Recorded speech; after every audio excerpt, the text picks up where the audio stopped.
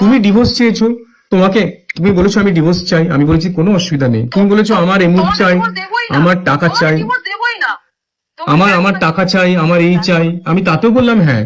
তুমি আজকে আমার আমার ব্যাংক অ্যাকাউন্ট না এটা, এটা এটা তোমার ব্যাংক অ্যাকাউন্ট নয় তো।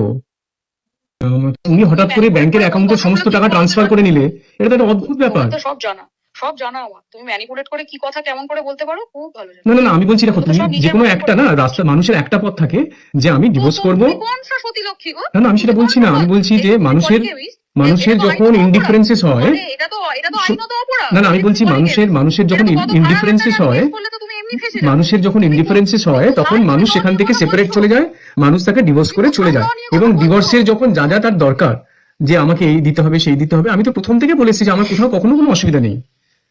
এবং আমি তো তোমার নামে বাড়ি সব সমস্ত আমার টাকা দিয়ে তোমার অ্যাকাউন্টে করেছি, আমার টাকা দিয়ে তোমার মায়ের ফিক্সড ডিপোজিট করেছি, আমার টাকা দিয়ে সমস্ত কিছু আমার টাকা দিয়ে করেছি।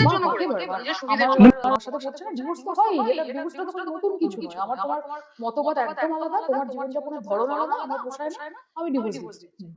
সেটা তোমার, তুমি তাহলে ডিভোর্সটা করে করো না।